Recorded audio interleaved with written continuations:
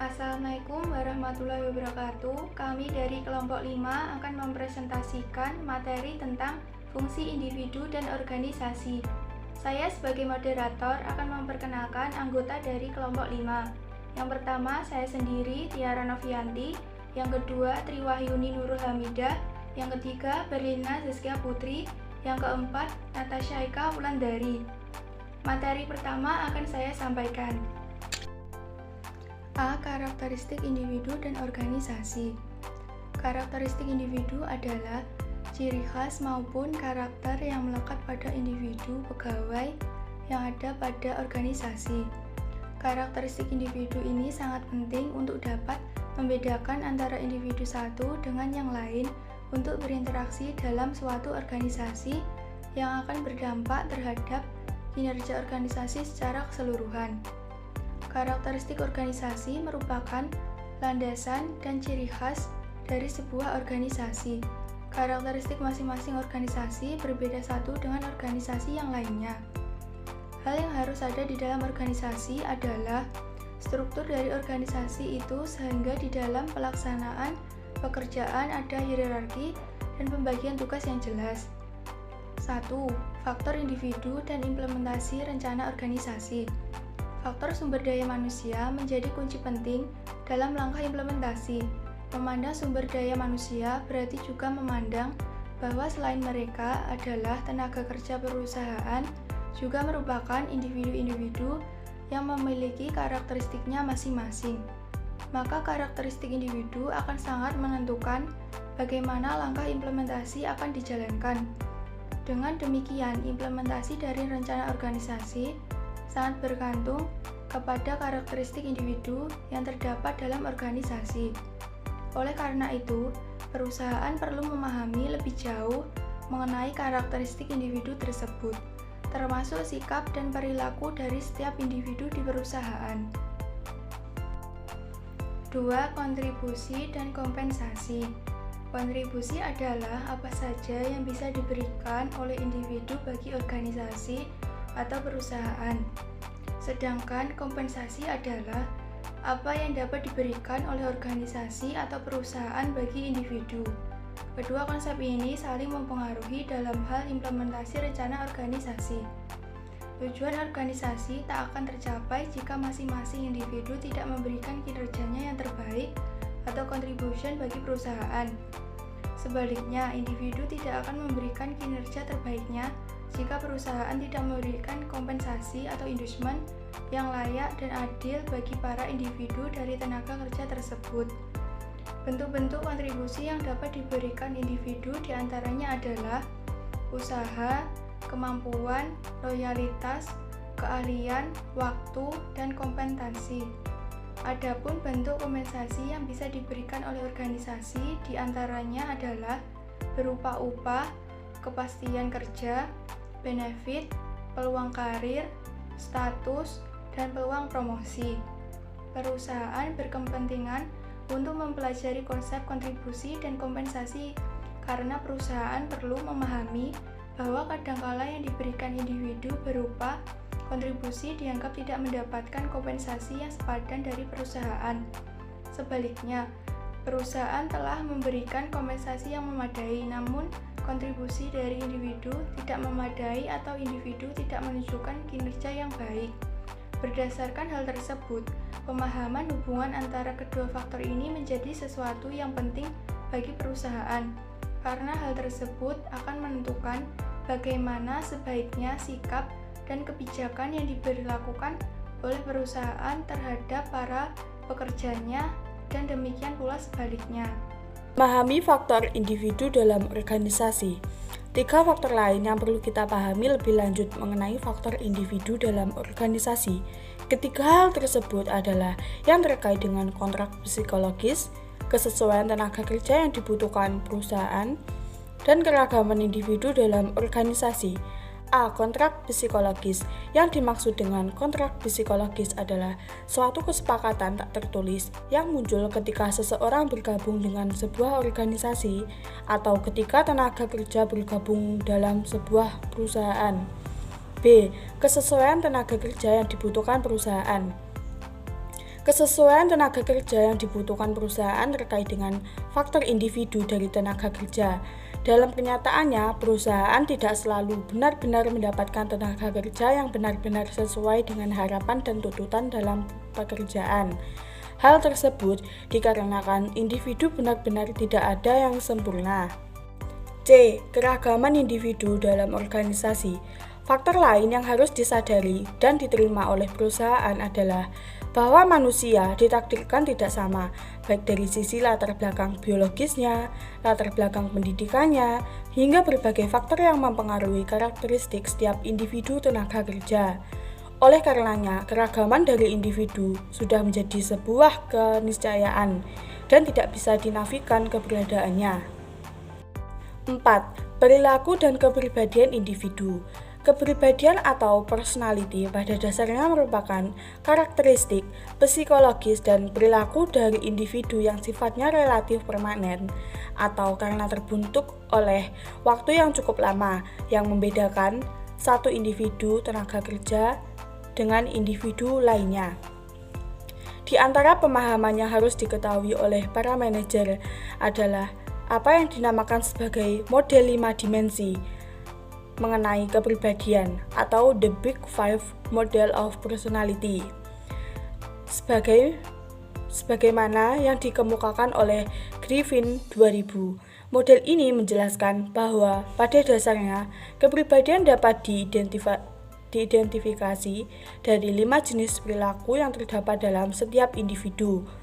Kelima jenis perilaku tersebut adalah tingkat persetujuan, tingkat kesadaran, dan tingkat keseriusan, tingkat emosi yang negatif, tingkat keleluasan dalam berinteraksi, dan yang terakhir ada tingkat keterbukaan. A. Tingkat persetujuan. Tingkat persetujuan menunjukkan tingkat kemampuan individu dalam berinteraksi dan bekerja sama dengan orang lain. B. Tingkat keseriusan dan kesadaran. Perilaku ini merujuk pada tingkat keseriusan terhadap rencana pencapaian tujuan dari organisasi. C. Tingkat emosi yang negatif. Tingkat emosi yang negatif merujuk kepada ketidakstabilan emosi yang dimiliki oleh setiap individu dalam pekerjaan. D. Tingkat keleluasan dan kenyamanan. Perilaku ini merujuk kepada kemampuan individu untuk merasa nyaman dan leluasa bagi orang lain untuk berinteraksi dengannya. E. Tingkat keterbukaan. Tingkat keterbukaan merujuk kepada perilaku individu untuk bersikap terbuka terhadap orang lain. 5. Perilaku individu lainnya yang mempengaruhi organisasi. Selain kelima perilaku yang dijelaskan dalam model 5 dimensi kepribadian di atas, terdapat beberapa perilaku lainnya yang mempengaruhi perilaku dalam organisasi. Perilaku-perilaku tersebut adalah yang dikenal sebagai locus of control, self-efficacy, authoritarianism, Machiavellianism, self-esteem, dan risk propensity. A. Locus of control. Perilaku ini merujuk kepada sebuah keyakinan yang dimiliki individu mengenai hasil yang mereka peroleh, merupakan akibat dari apa yang mereka lakukan. B. Self-efficacy. Perilaku ini merujuk kepada kepercayaan diri dari individu untuk dapat melakukan sesuatu. C. Authoritarianism. Perilaku ini merujuk kepada keyakinan individu akan peran tingkatan hierarki dalam sebuah organisasi dan kaitannya dengan kekuasaan dalam organisasi. D. Machiavellis. Istilah Machiavellis merujuk kepada tokoh di abad 16 yang bernama Niccolo Machiavelli yang menganjurkan seseorang, terutama pemimpin, untuk bertindak secara rasional. E. Self-esteem. Perilaku ini merujuk kepada sebuah keyakinan dari seseorang atau individu bahwa dirinya layak untuk mendapatkan penghargaan. F. Risk propensity. Perilaku ini merujuk kepada kecenderungan individu dalam hal pengambilan resiko dan menjawab tantangan. 6. Perilaku individu dan sikap dalam berorganisasi. Sikap atau attitude merupakan prinsip yang diambil oleh individu berdasarkan kepribadian, keyakinan, dan perasaannya yang menyangkut suatu gagasan, situasi, atau lingkungan yang dihadapinya. Griffin tahun 2000 menjelaskan bahwa sikap memiliki 3 komponen utama, yaitu komponen afektif, kognitif, dan intensi. A. Komponen afektif menyangkut perasaan yang dirasakan oleh seseorang mengenai gagasan, situasi, atau lingkungan yang dihadapinya. B. Komponen kognitif menyangkut pengetahuan seseorang mengenai sesuatu yang terkait dengan gagasan, situasi, maupun lingkungan yang dihadapinya. C. Komponen intensi, yaitu menyangkut harapan dari seseorang sebagai akibat gagasan, situasi, maupun lingkungan yang dihadapinya. 7. Perilaku dan persepsi dalam berorganisasi. Persepsi merupakan cara pandang individu yang dihasilkan dari rangkaian proses yang dilakukan dan dialami oleh individu tersebut, sehingga individu tersebut semakin menyadari dan mengetahui akan apa yang terjadi mengenai suatu gagasan, situasi, maupun lingkungan yang dihadapi. Terdapat dua jenis persepsi individu yang terkait dengan organisasi, yaitu A. Persepsi selektif, yaitu proses penyeleksian informasi mengenai sesuatu di mana sesuatu tersebut mengalami berbagai kontradiksi dan ketidaksesuaian dari persepsi awal yang kita yakini. B. Stereotip, yaitu proses pelabelan terhadap seseorang berdasarkan suatu kejadian tertentu yang dialami atau dilakukan oleh seorang tersebut. B. Beberapa isu seputar perilaku individu dalam organisasi. 1. Perilaku individu dan stres. Stres pada dasarnya merupakan respon individu terhadap tekanan yang tinggi dalam pekerjaan. Tekanan yang tinggi ini seringkali dinamakan dengan stresor. Stres terjadi seiring dengan pengalaman yang dilalui oleh individu yang dinamakan sebagai General Adaptation Syndrome. Berikut tahapan dalam General Adaptation Syndrome, yaitu A. Alarm atau peringatan, B. Reaksi atau resisten, C. Exhaustive. Faktor yang dapat mempengaruhi penyebab terjadinya stres dalam pekerjaan yaitu 1. Tuntutan pekerjaan, yaitu tekanan-tekanan terhadap individu yang disebabkan oleh adanya tuntutan tugas dari organisasi yang harus diselesaikan. 2. Tuntutan fisik, yaitu terkait dengan tekanan yang diakibatkan adanya keadaan fisik dari organisasi di mana dirinya bekerja. 3. Tuntutan peran atau fungsi, yaitu terkait dengan tekanan diakibatkan adanya ambisi dari individu mengenai sesuatu yang ingin dicapai dalam organisasi, sehingga pekerjaan yang diberikan senantiasa menjadi tekanan bagi performa dirinya dalam organisasi. 4. Tuntutan interpersonal, yaitu terkait dengan tekanan yang muncul dari rekan kerja, kelompok kerja, maupun adanya konflik personal dalam organisasi. Upaya yang dilakukan untuk mengendalikan stres antara lain 1. Olahraga teratur, 2. Relaksasi, 3. Manajemen waktu, 4. Suasana atau lingkungan pekerjaan, 5. Support group. 2. Kreativitas individu dalam organisasi. Kreativitas adalah kemampuan individu dalam memunculkan suatu gagasan baru mengenai sesuatu, terutama dari apa yang sudah diketahui. Ada beberapa faktor yang menyebabkan individu menjadi kreatif. Faktor-faktor tersebut antara lain 1. Pengalaman individu dengan kreativitas terkait dengan latar belakang individu sebelumnya yang terkait dengan kreativitas. 2.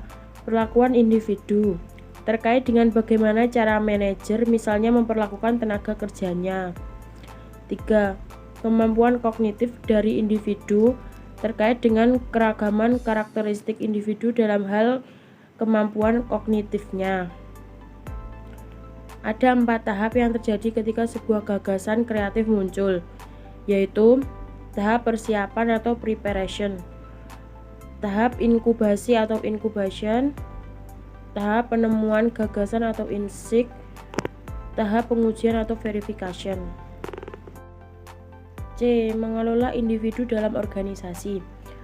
Fungsi manajemen yang membahas mengenai bagaimana rencana dapat diimplementasikan sebagai tujuan organisasi yang telah ditetapkan dapat dicapai sesuai dengan rencana melalui pembagian kerja sebagaimana disusun dalam struktur organisasi, dikenal sebagai fungsi pengarahan atau leading atau directing. Pada tahap implementasi yang akan menentukan berjalan tidaknya rencana yang telah disusun adalah faktor sumber daya manusia yang telah diberikan tugas untuk menjalankan rencana. Dan agar faktor sumber daya manusia ini dapat menjalankan tugasnya sesuai dengan yang telah ditetapkan, fungsi yang perlu dipelajari adalah fungsi pengarahan, yaitu fungsi yang membahas bagaimana sumber daya manusia yang dimiliki organisasi dapat diarahkan oleh manajer untuk secara konsisten menjalankan apa yang telah ditetapkan dan direncanakan. Dikarenakan sumber daya manusia organisasi adalah terdiri dari individu-individu yang memiliki keragaman karakteristiknya. Sekian presentasi dari kelompok 5. Apabila ada kurang lebihnya, kami mohon maaf. Wassalamualaikum warahmatullahi wabarakatuh.